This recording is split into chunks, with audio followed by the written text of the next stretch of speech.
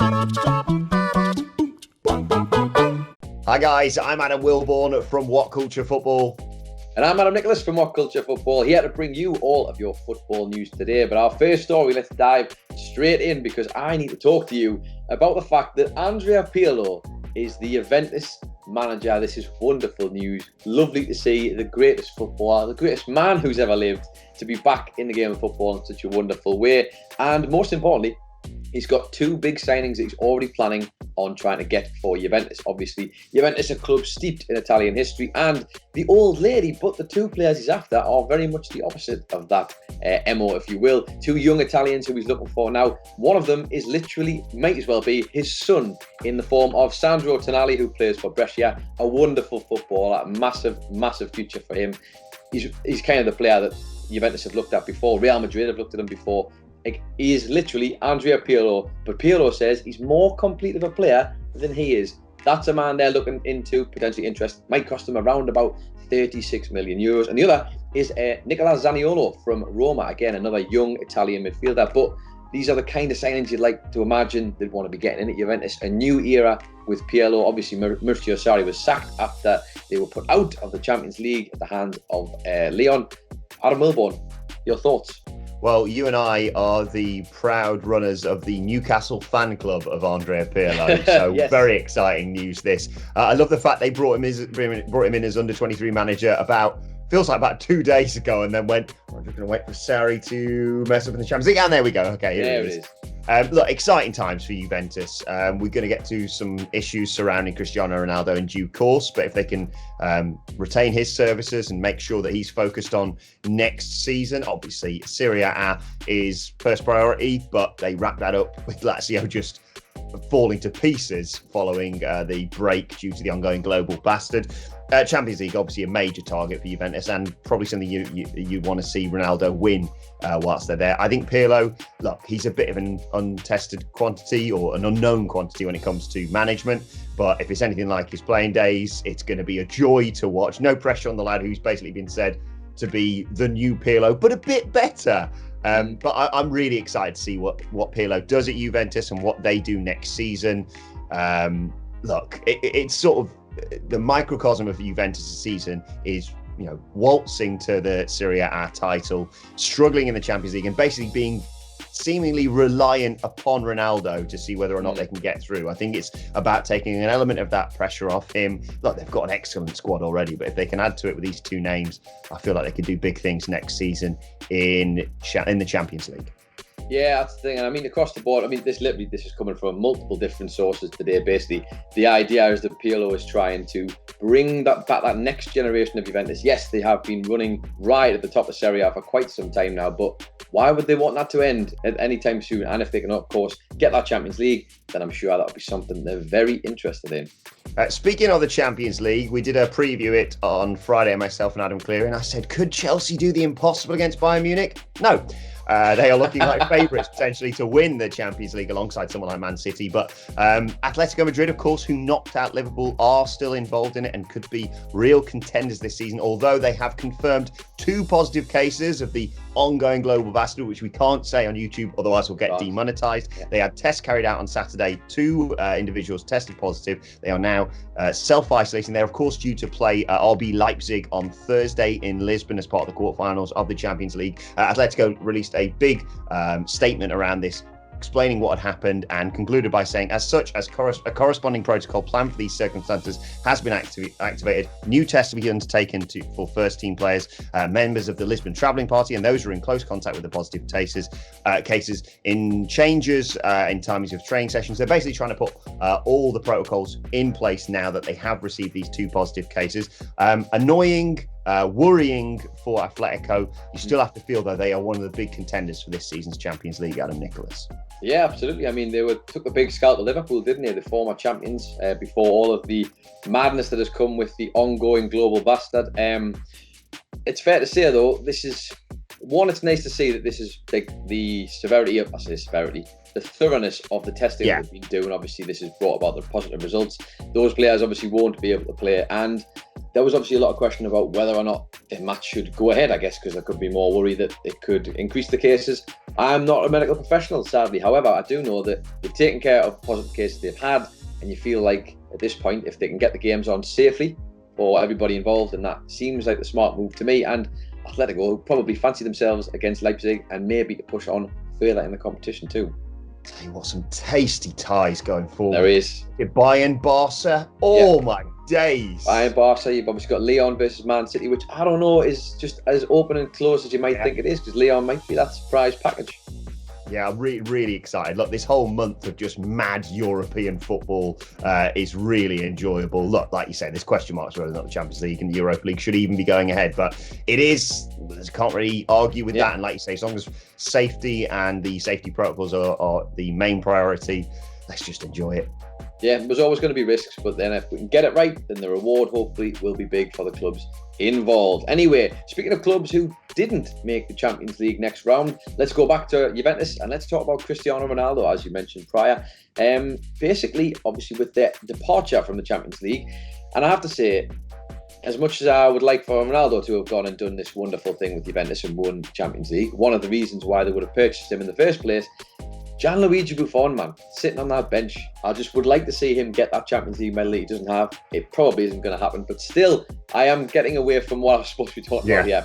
Ronaldo potentially wants to leave the club. He's considering his options now after another failed attempt at winning the Champions League with Juventus. Now, who would you think would be a kind of team who could look out for Cristiano Ronaldo and his wages? Of course, you would be thinking about a few across the world, maybe some Man City, maybe even a Newcastle if they've got a takeover bid. Who knows? That's not going to happen. But Paris Saint-Germain, of course, are the usual suitors that we find in this department. And according to Foot Mercato, who reported that apparently Ronaldo's agent has tried to take matters into his own hands. His agent, of course, Jorge Mendes, has wanted to have a conversation with Leonardo over at Paris Saint-Germain about the potential move. Now, these have all just been... It's been reported that potentially another meeting, future potential meeting, could be planned for when the next round of the Champions League obviously takes place over in Lisbon, and potentially there could be a meeting set between those two to further those talks. Now, Ronaldo to PSG seems like a logical move financially, of course, in terms of whether or not that would see him get another Champions League medal. Adam Wilbourn is another case entirely. I don't. PSG will never learn, will they? It's not about scoring goals. They can score so many goals. They need to be able to defend, and they've struggled with that. And it's a weird thing, PSG, because like sort of akin to Juventus. I'd say Juventus has far more challengers in there with the Milans and Roma, and as we mentioned, Lazio. Yeah. It feels like PSG just walk the Ligue 1 title. Now there are some good teams obviously over there, Lyon, as we've mentioned, Monaco, etc. But I see if it was down to me, and let's be honest, Cristiano Ronaldo has enough money. He also probably has enough Champions League medals. He could probably give one to Buffon, just to be fair. Yeah, I think he stands more of a chance with Juventus if that's the thing that changes his mind. Look, he wants to probably also prove he can do it in numerous leagues, because he has done. He's done it in Spain, England, now Italy, France. I personally, for me, I don't sit around going, well, Messi's never done it in France, though, has he? So I don't see it happening for those reasons.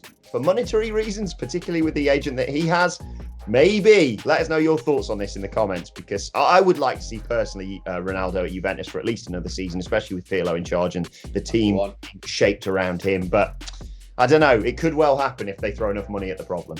I do wonder if Pirlo could be a factor. This is all obviously a situation that's brand new, but if he can potentially convince him to stay for one more season, imagine if he can turn that footballing mind from being a genius football player to a genius manager. We could well see that Champions League medal for Juventus and Ronaldo next season if he does indeed stay. And just keep Buffon around. I mean, I don't know why I'm saying, what was it like being Buffon? World Cup winner, Gianluigi. Yeah, Buffon. I'm sure he's not losing too much sleep, but I'd just like to see him from a narrative perspective complete that collection. At the end of the day, Jonathan Greening's got one, but that's still. True. Let's wrap up and talk a little bit about Emiliano Martinez, Arsenal's star goalkeeper from the FA Cup final. He's been talking with Argentine radio station Continental, basically warning that unless he gets more opportunities at Arsenal, he will be looking to leave. 27-year-old, of course, has really stepped up since Bernd Leno's horrible injury against Brighton back in June. He's featured in every game since then. He said to Continental, "I've shown the club that I can play for them, and when I return next season, I need to have more games. That is the only way I will stay at Arsenal." He's been there since 2010, completing a £1.1 million move from Independiente in Argentina. He's had loan spells with, check this out, Oxford, Sheffield Wednesday, Rotherham, Wolves, Getafe and Reading. Now is the time to give him a first team spot. Well, I really like Martinez. I said he was great for Arsenal in that final against Chelsea. Couldn't really do anything about Pulisic's goal, in my opinion. I think it's a good time. Look, the way that injury looked for Leno, I don't see him recovering very quickly. And look, Arsenal have had a checkered history, let's say, with goalkeepers. I think he's probably the best option for them right now, aside from chucking 50 million at a world-class goalkeeper. Yeah, he really has stepped up to the plate, and you could see at the end of that FA Cup final, it really, this is something that obviously means quite a lot to him, because he's been sat on that bench, been out on various different loans, and now he's finally got a shot to prove it. And then, look, it's very easy to say stats-wise, but in his first proper tenure as Arsenal goalkeeper, he's won himself an FA Cup winners' medal, and been a star performer for the club throughout the bunch of matches that they've had since the return and since Bernd Leno got injured. I mean, Arsenal, as you say, have got a checkered past. They have also got a past with some good goalkeepers, even if one of them was David Seaman and the other was a very good goalkeeper / the biggest pantomime villain in the world, Jens Lehmann. But either way, some big gloves to step into there. Nobody else has quite managed it just yet. Maybe it could be Emiliano Martinez. Yeah, I think he could at least develop a good relationship with his defence already. That's always, I'd say, the hardest part. And also, you look at, like, for example, the post-match interview where he's getting emotional with Aubameyang, and he has a connection with that squad as well. And that seems to me what Arteta's trying to sow in that Arsenal side. So I'd say give him a chance next season. What's the worst that could happen? What's the worst that could happen? Smash cut 2 next season, eh? Yeah. Arsenal relegated. Anyway, let's go to do some quick transfer talk here. We've got the best of the bunch that we can find coming around from the Premier League today. Also, let's just dive straight back into Arsenal because we're there. Let's talk about Willian. A lot of people have been talking about potentially Willian going to Arsenal. Well, he has confirmed on his Twitter account that he will be leaving Chelsea. He did a big post to the Chelsea fans thanking them for his time there. But according to Fabrizio Romano, the sports journalist, has said that potentially, and I quote, confirmed last details and paperwork's time between Willian and Arsenal. He's going to join the Gunners sometime next week. So that is a guy who's going to add to the attacking threat of Arsenal next season. Let's move across to Liverpool, who apparently are close to signing the Olympiacos left back. And I'm going to definitely butcher your surname here, sir. My apologies. Kostas Smikis, who is basically Liverpool's second choice at the left back position. They were trying to sign, of course, Jamal Lewis from Norwich City, but unfortunately could not agree a deal there. Sky Sports reporting potentially 11.75 million for the 24-year-old to come across from Greece. Man City also have put Nicholas Otamendi on the transfer list. Now, this one's quite interesting. They've obviously signed Nathan Ake as a new replacement at centre-half, perhaps deeming him surplus to requirements. Otamendi is 32 years old, 2 years left on his contract, and the word on the street out in Wilbourn, according to our good friends over at Super Deporte, is that Valencia perhaps could be his home. Nothing official yet, but it seems like something that might make sense. Obviously, a return there for him after leaving them previously to join Manchester City back in the day. And finally, Lille have signed Angel Gomez on a 5-year deal from Manchester United. Now, the youngster, who you may or may not know, basically has signed for Lille but is immediately being shipped out on loan to Boa Vista in the Portuguese league. Now, this comes from Sky Sports. There was a lot of talk about Angel Gomez. I've got this weird feeling this is very much could be another Paul Pogba type situation. A young player who felt like he should be trying to progress in the club, wasn't being given the opportunities to do so, and we've seen quite a few other players who have been. He was missed out, and I think perhaps didn't like the way it was happening, and the 19-year-old heads off to France to then head off to Portugal. What do you think of these ones, Adam Wilbourn? Angel Gomez, like you said, I think it's probably best for all parties right now. I think he's been with United since he was, 5 or something insane? Straight to the academy. And I think he's going to be very hard to break into that first team at United right now. I think There may be something, I don't know, I've just made this up in my own head, where they maybe get first refusal if he ever, does a Paul Pogba almost. Indeed. But I think they've learned that lesson, wouldn't you? Yeah, you'd hope so anyway. I think that's best for all parties right now. Otamendi, I was rather shocked at. I think he's been an excellent servant to Man City, but like you say, although as a man who just turned 32 at the weekend, saying, bloody old now, isn't he? Yeah. At 32 is worrying. But yeah, they've got a huge amount of talent at centre-half at Man City, especially with Nathan Ake coming in. And we were talking before this, and you were saying basically it was probably a toss-up for City between Otamendi and Stones, and I don't think they're ready to give up on the John Stones project yet. Willian, obviously great signing for Arsenal. We've talked in great detail about this. It's been a less will they, won't they, or will they? All right, when will they signing for Arsenal? Talked to Miller about this. Simon Miller said that's exactly what Arsenal needs. He's going to be a really good signing for them, I reckon. Obviously, the stumbling block between Willian and Chelsea was the fact he won a 3-year contract. They were giving him a 2-year contract. I think it's probably for the best, especially because the way Chelsea are developing and shifting their squad, they probably would have pushed him out, I'd say, even more. I don't see it as a step down, or it's for me, it's a step sideways for Willian, and I think he could be less a talisman, but he could really chip in with 20 goals. An exciting front line for Arsenal next season. And in terms of the Liverpool left back, who I'm not even going to attempt to name, look, they were going to try and sign your lad from Norwich. Norwich wanted 20 million. They wanted to pay 10 million. They've settled for someone else for 11.5 million. I'm sure if you ask our Liverpool fan, Ewan, about this, he would say the thing that Liverpool need for next season, aside from maybe one more striker, is depth, squad depth. That's the only thing that's going to allow them to try and retain that title when you compare it to Manchester City.